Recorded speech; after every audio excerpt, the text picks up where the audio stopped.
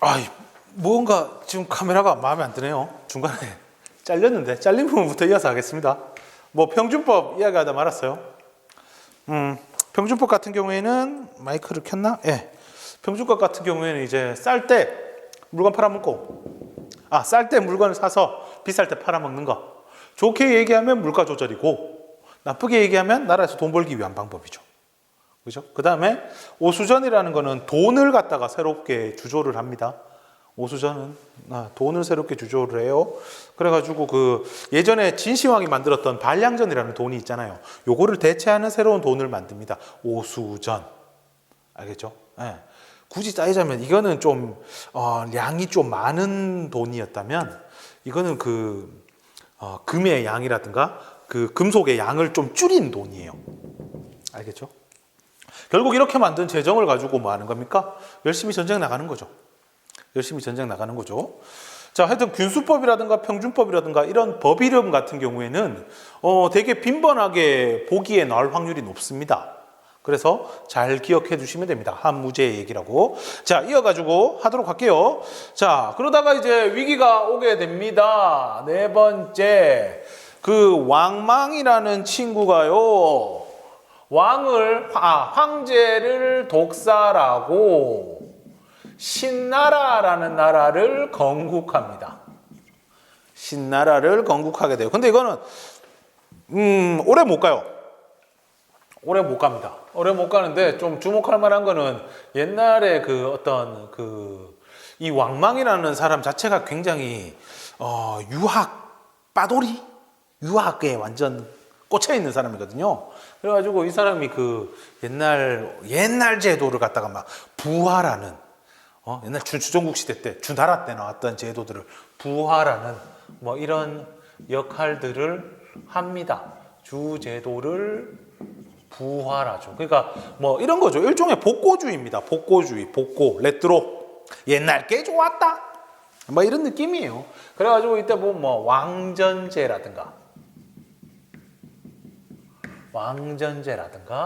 그다음에 뭐 노비 매매 금지라든가 되게 좀 이상적인 이야기들을 많이 하고 뭐 아래 위 따지는 거 되게 좋아하고 그래가지고 거기 그 역사책에 나오는 얘기로는 우리가 이때 당시에 막 고구려가 있을 때거든요.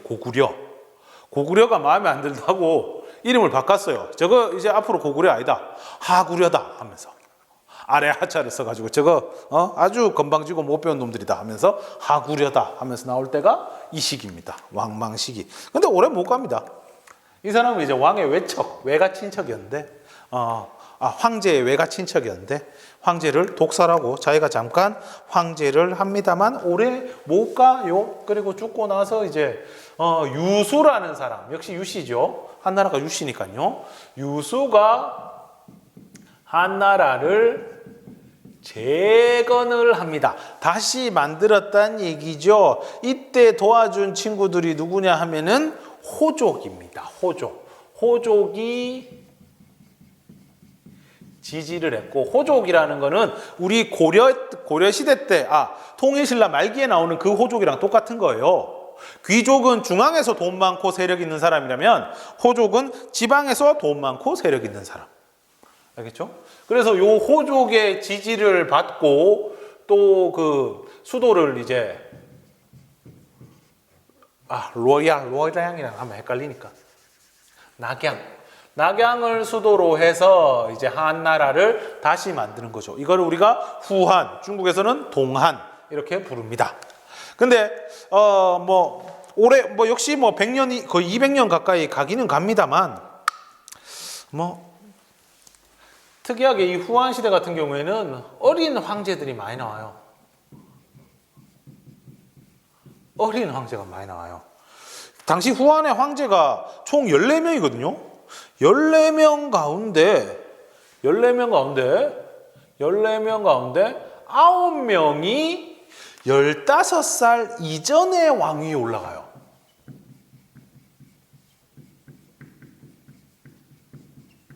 그러니까 어린 나이에 황제 자리에 오르는 사람들이 많다는 거고, 그렇게 되면 결국 정치가 어떻게? 정치가 정치가 안정적으로 진행되지 않는다는 얘기죠. 정치가 불안정하다. 그러면서 설치는 애들이 누구냐 하면은 외척들, 외가 친척들, 그 다음에 황관들, 황제를 옆에서 모시는 황관들, 얘들이 설치게 되는 거죠. 이때 당시에 유명한 황관이라면 이제 후한시기 말기에 나오는 십상시라고 10명의 아주 간신배 같은 아주 나쁜 황관들이 뭐 있었다 하는 이야기입니다. 얘들은 막 군대도 가지고 있고 막 그랬어요. 그래 되니까 이제 정치가 불안정하고 이러니까 각지에서 반란이 일어나죠. 특히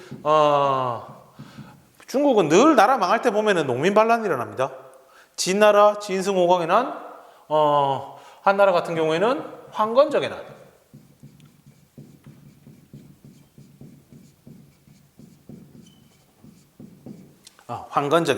황건적에는 이제 누런 수건 덮어쓰고 막 돌아다니는 아들이 있어요.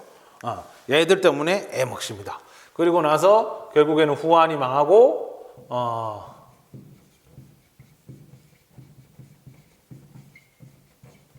그리고 삼국시대가 시작되는 거죠. 220년부터 이렇게 됩니다. 그래가지고 한나라가 멸망을 하게 됩니다. 그러면 이제 마지막으로 한나라의 사회, 문화 뭐 이런 거를 이야기를 할게요. 자, 첫 번째 한나라의 사회 기본적으로 이제 이 시기에 보면은 농업이 발달을 해요. 농업이 발전한다는 건요, 대토지 소유가 가능하게 되고 결국 새로운 집단이 등장하게 됩니다. 그 친구들이 아까 나왔던 누굽니까? 호족이죠. 호족이 등장을 하게 되고 나라에서도 이 호족을 갖다가 서포트해주는 정책을 만드는데 그 중에 대표적인 게 향거리선제. 관리를 뽑는데 지방에서 추천을 받아가지고 뽑는 겁니다. 알겠죠? 뭐 효행이 뛰어난 자, 뭐 이런 식으로 지방에 효도하는 자, 뭐 공부 많이 하는 자 이런 애들을 갖다가 이제 중앙에서 써주는 향거리선제라는 제도도 만들어지게 됩니다. 알겠죠? 제도 이름은 중요하다 했어요. 그 다음에 학문에 있어서는 유학에 있어서는 이제 훈고학이라 하는 게 나타나요. 그 분석행위 이후에 이 유학 책들이 많이 없어지거든요. 그러면서 이제 이때 학문이란 건 그 예전에 그 많았던 책들, 많았던 그런 어떤 그 제자백가의 말씀들을 갖다가 어떻게 재현하느냐 하면서 거기에다가 뜻 달고 토 달고 막 이렇게 하는 학문이 유행을 하게 돼요. 그거를 훈고학이라고 합니다. 알겠죠? 네, 훈고학이라고 해요. 그리고 또 이때 당시에 이제 불교가 인도로부터 유입이 되고요. 도교가 도교가 발달을 하는데 이때 당시에 뭐 태평도라든가 오두미도라든가 이런 이름으로 등장을 해요. 태평도 같은 경우는 이제 황건적의 난을 일어날 때 이제 얘들이 뭐 태평도 하면서만 나옵니다. 오두미도는 가입할 때 오두 5마리의 쌀을 내야 돼서 오두미도라고 부릅니다. 알겠죠? 이렇게 이해하시면 됩니다. 그 다음에 역사.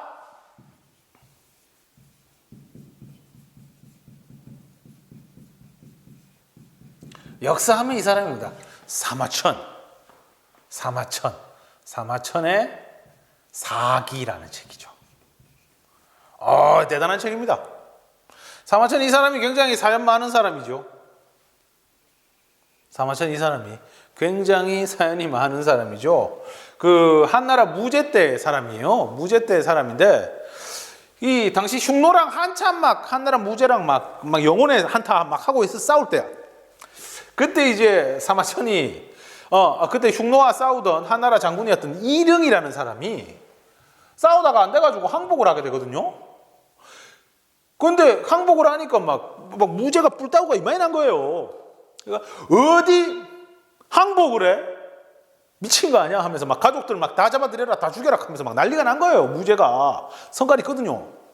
근데 이제 사마천이 그건 아닌 것 같습니다 하면서 괜히 일응을 변호했다가 무죄한테 노여움을 삽니다. 이놈 미쳤구나 하면서 이렇게 된 거예요. 그죠? 그렇다고 해서 뭐 사마천이 일응의 친하냐? 일응이랑 친하냐? 전혀요.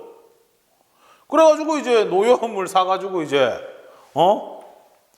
처벌을 받게 되는데 원래는 사형을 시키려고 해요. 사형을 시키려고. 저놈 죽여라 하면서. 그러다가 이제 나중에 그 선택지가 이래 생긴 거야. 1.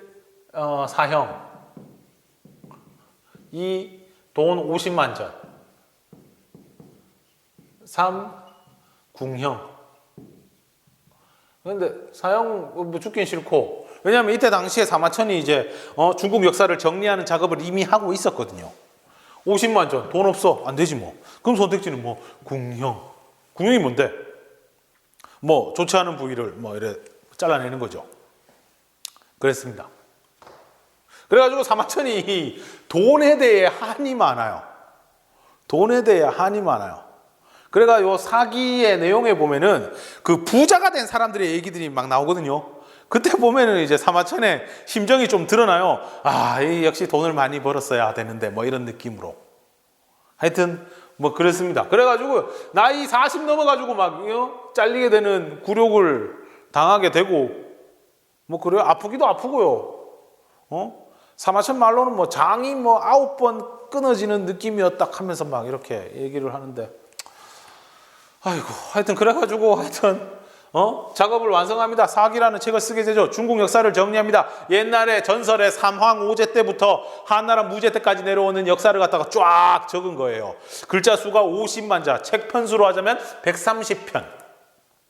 대작을 만들어냅니다. 중국 역사의 기본이 됐고요. 지금 저 어디 뭐 소행성 중에 하나의 이름이 스마트렌 하면서 있는 게 있을 거예요.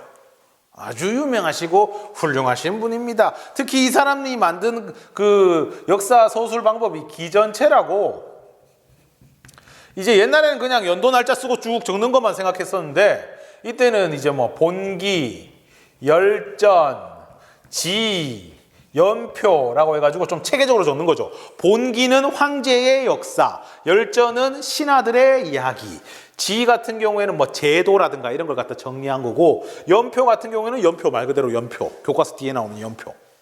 알겠죠? 그 작업을 합니다. 그래가지고 나중에 무죄가 미안해했어요. 미안해하고 뭐 그랬어요. 예, 자기가 이건 좀 심했다고 생각한 거죠. 그래가지고 야, 뭐 그거 없어도 되지 뭐 하면서 쥐 없어 봐라 그런 소리 나오나. 자, 하여튼 뭐 그렇습니다. 사마천의 사기입니다. 자, 그리고 후한, 요거는 전한 시기고, 후한 시기에는 이제 반고라는 사람이 쓴 한서라고, 또 그 책이 유명합니다. 그 다음에 마지막으로 네 번째, 이때 당시에 나오는 것 중에 하나가 채륜이라는 사람이 만든 제지술, 종이 만드는 기술. 이 채륜은 이 사람도 역시 뭐냐, 황간입니다. 황간, 그죠? 채륜의 제지술. 그 다음에 뭐 장형이라는 사람이 지동의, 혼천이는 하늘 보는 거고, 지동이는 이제 땅의 진동을 감지하는 뭐 그런 장치인 것 같아요. 그러니까 땅이 뭐 지진이 일어날 것 같다 하면, 땅이 흔들린다 하면은 그 용이 막 부르르 떨고 막 구슬이 막 소리 내고 막 이런 거예요. 과학자죠, 일종의. 예.